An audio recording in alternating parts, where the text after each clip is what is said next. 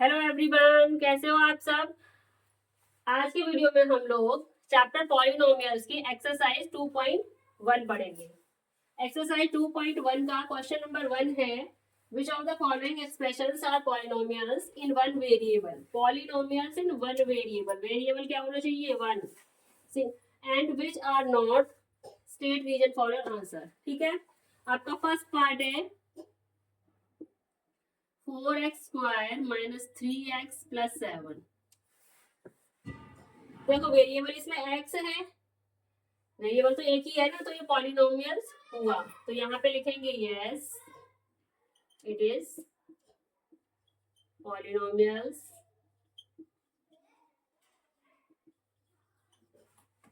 इन one variable. ठीक है, second part है आपका, सेकंड पार्ट देखो, सेकंड पार्ट है आपका y² + √2। ठीक है, अब इसमें भी वेरिएबल एक ही है, तो ये भी आपका पॉलिनोमियल्स हो गया। सेम रीजन लिखेंगे, यस रीजन सेम रहेगा।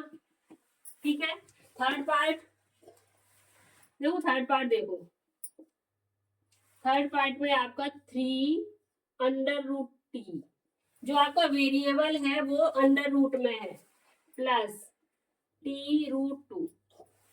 देखो वेरिएबल तो एक ही है, बट जो हमारा t है वो किसमें, अंडर रूट में है। और हमेशा पॉलिनोमियल होने के लिए वेरिएबल की पावर क्या होनी चाहिए, होल में होनी चाहिए।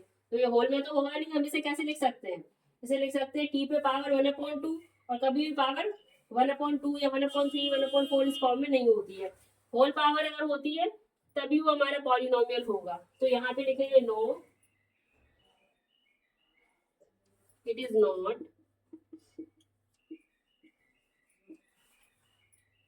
पॉलिनोमियल, पॉलिनोमियल सॉरी सॉरी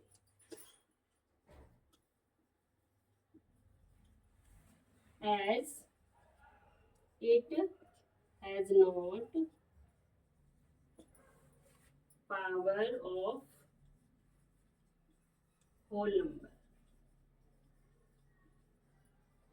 ठीक है, अब आपका फोर्थ देखो,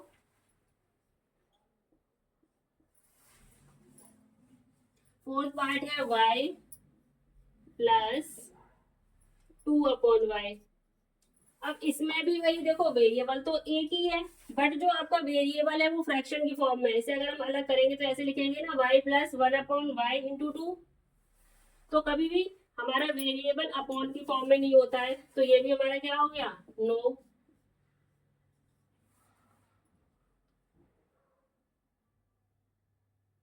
इसमें भी हम सेम रीजन लिखेंगे। लास्ट पार्ट है आपका फिफ्थ पार्ट। फिफ्थ पार्ट में क्या है, x⁻10 + y⁻3 + t⁻50। अब इसमें देखो पावर्स तो होल है, बट इसमें वेरिएबल ही 3 आ गए भाई। हमें क्या चाहिए, पॉलिनोमियल चाहिए वन वेरिएबल वाला, तो ये भी नहीं होगा। इसमें वेरिएबल हमारे पास क्या है, 3 वेरिएबल मिल रहे हैं, x y t। तो इसलिए ये हो गया आपका नो। इसमें रीजन लिखेंगे,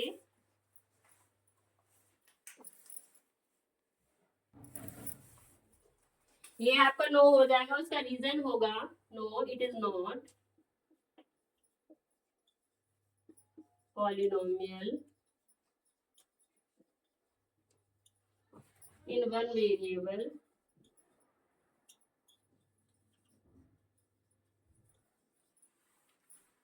बिकॉज, एक मिनट,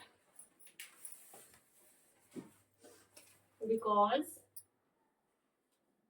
इसमें कितने वेरिएबल है, बिकॉज इट हैज 3 वेरिएबल्स।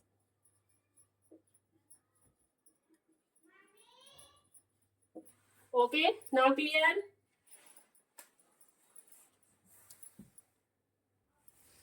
अब आपकी एक्सरसाइज 2.1 का नेक्स्ट क्वेश्चन है आपका, right the coefficient of x² in each of the following. x² का कोएफिशिएंट निकालना है। कॉफिशिएंट तो आप इजीली निकाल लो, क्योंकि मैंने इंट्रोडक्शन में समझा रखा था कॉफिशिएंट क्या होता है। जिस वेरिएबल से कॉफिशिएंट पूछा गया है उसके साथ में जो मल्टीप्लाई में कांस्टेंट टर्म होता है वो उसका क्या हो गया, कॉफिशिएंट हो गया।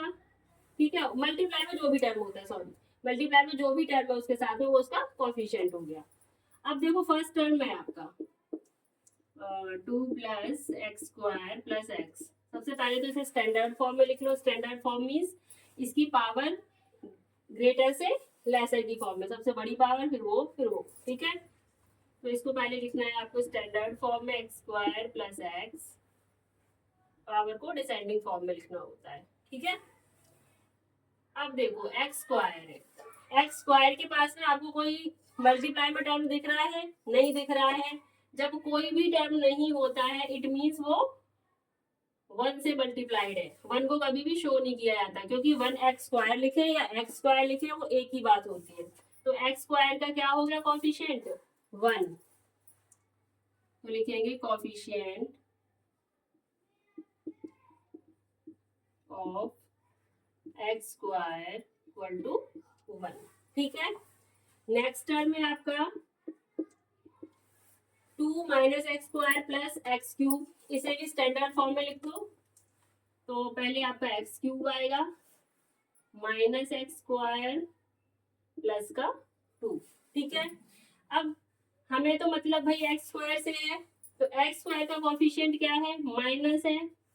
और मैंने बोला था जब कोई आपको कांस्टेंट टर्म नहीं दिख रहा है इट मीन्स वो 1 है, तो -1 हो गया।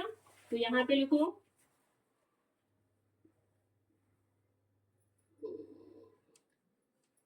Coefficient of x square equal to minus का 1, ठीक है। थर्ड टर्म है आपका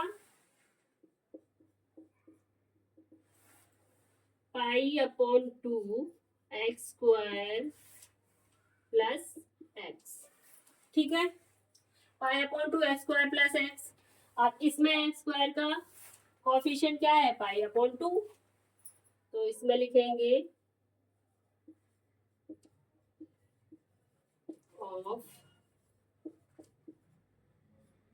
क्या हो गया आपका pi upon 2, clear. Fourth term है, फोर्थ टर्म है आपका, फोर्थ टर्म है √2 मल्टीप्लाई में एक्स माइनस 1। हमें कोफिशिएंट किसका निकालना था, कोफिशिएंट निकालना था एक्स स्क्वायर का, और इसमें कहीं पे हमारा एक्स स्क्वायर है ही नहीं, तो क्या करना है भाई, एक्स स्क्वायर का टर्म तो क्या होगा, एक्स स्क्वायर तो है ही नहीं ना, तो 0 हो गया। तो coefficient of x square equal to 0।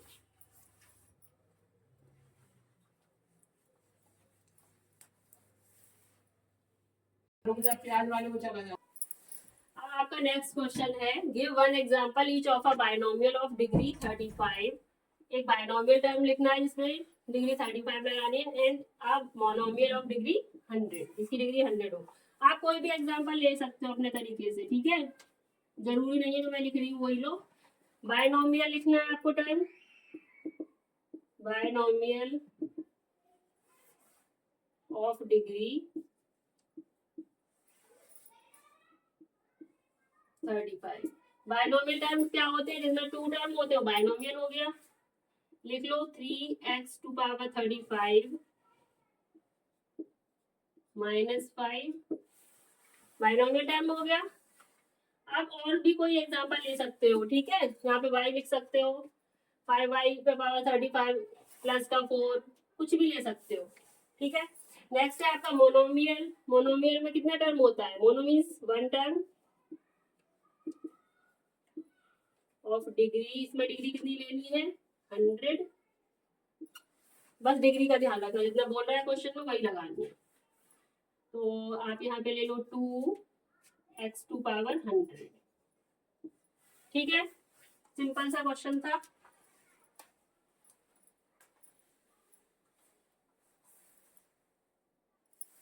अब आपका क्वेश्चन नंबर 4 है, right the degree each of the following polynomials. Polynomials की डिग्री बतानी है। ये भी सिंपल क्वेश्चन है, इंट्रोडक्शन में बताया था। The highest power of variable is called degree. अब इसमें हाईएस्ट पावर क्या है, देखो यहाँ पे है 5x³ और ये है आपका 4x² और ये है आपका +7x। तो हाईएस्ट पावर क्या है आपकी क्यूब, तो डिग्री क्या हो गई, फर्स्ट पार्ट की डिग्री हो गई आपकी 3। ठीक है, सेकंड पार्ट है, सेकंड पार्ट को देखो 4 - y²। यहाँ पे तो कोई और वेरिएबल है ही नहीं, तो क्या है आपकी पावर क्या है, डिग्री आपकी कितनी हो गई 2। तो यहाँ पे वही डिग्री आपकी 2। थर्ड स्टेटमेंट, थर्ड पॉलिनोमियल में है आपका 5t - √7। 5t, अब t पे पावर क्या है, हाईएस्ट डिग्री क्या है, जब कोई भी पावर शो नहीं हो रही होती है तो इट मीन्स वहां पे पावर क्या है 1 है।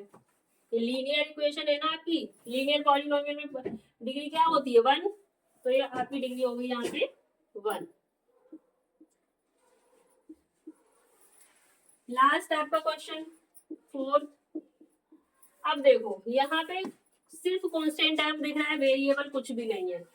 जब वेरिएबल कुछ नहीं है इट मीन्स यहाँ पे जो भी वेरिएबल रहा होगा उसकी डिग्री कितनी रही होगी 0, क्योंकि किसी पे भी जब डिग्री या पावर हमारी 0 होती है तो वैल्यू क्या हो जाती है 1 में कन्वर्ट हो जाती है।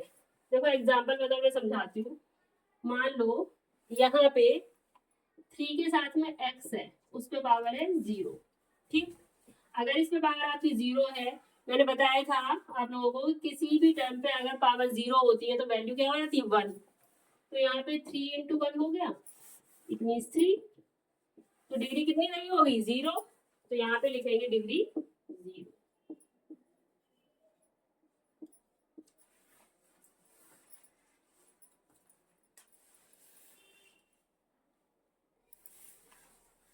अब आपकी एक्सरसाइज का लास्ट क्वेश्चन है, question number 5। Classify the following as linear, quadratic and cubic polynomial. ठीक है, बता दोगे आप लोग। x² + x है आपका फर्स्ट है, फर्स्ट पार्ट x² + x। ठीक है, अब इसकी आप हाईएस्ट पावर देखो, हाईएस्ट पावर क्या है 2। इट मीन्स जब जब पावर हमारी 2 होती है तो कौन सा पॉलिनोमियल्स होता है, तो वो होता है आपका क्वाड्रेटिक, क्वाड्रेटिक पॉलिनोमियल। ठीक है, सेकंड वाला पार्ट है आपका x - x³। ठीक है, x - x³ में हाईएस्ट पावर क्या है आपकी 3। जब जब पावर आपकी 3 होती है तो क्या होता है क्यूबिक पॉलिनोमियल। तो यहाँ पे लिखेंगे क्यूबिक, क्यूबिक पॉलिनोमियल। थर्ड आपका ये लोग, ये वाले पार्ट तो आप लोग वैसे भी कर लोगे, y + y² + 4। अब इसमें हाईएस्ट पावर क्या है 2। जब पावर 2 होती है तो क्या होता है क्वाड्रेटिक,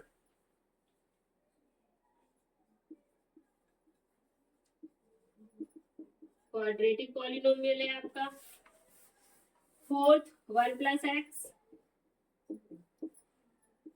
1 + x मीन्स ये क्या हो गई आपकी लीनियर पॉलिनोमियल, क्योंकि इसमें पावर क्या है 1।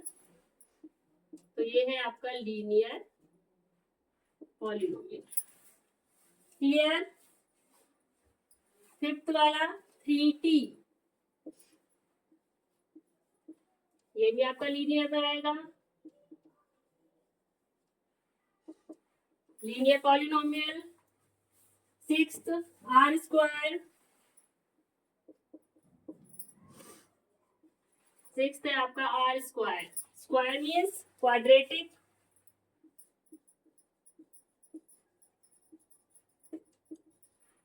क्वाड्रेटिक पॉलिनोमियल है। लास्ट पार्ट है आपका सेवेंथ, 7x³। x³ है इट मीन्स क्यूबिक हो गया, इसको लिख देती हूँ यहाँ पे। ठीक है,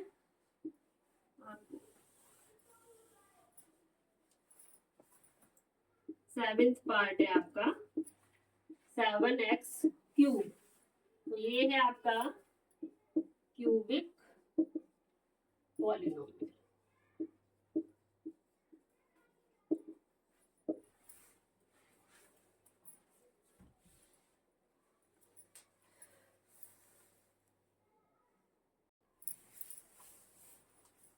सो स्टूडेंट्स इस तरीके से हमारी एक्सरसाइज 2.1 फिनिश हो गई। तो स्टूडेंट आप लोगों को अगर ये सारे क्वेश्चंस क्लियर हो गए हों, समझ में आ गए हों, तो प्लीज मेरे वीडियो को लाइक कर दीजिए, शेयर कर दीजिए, सब्सक्राइब कर दीजिए। Bye bye.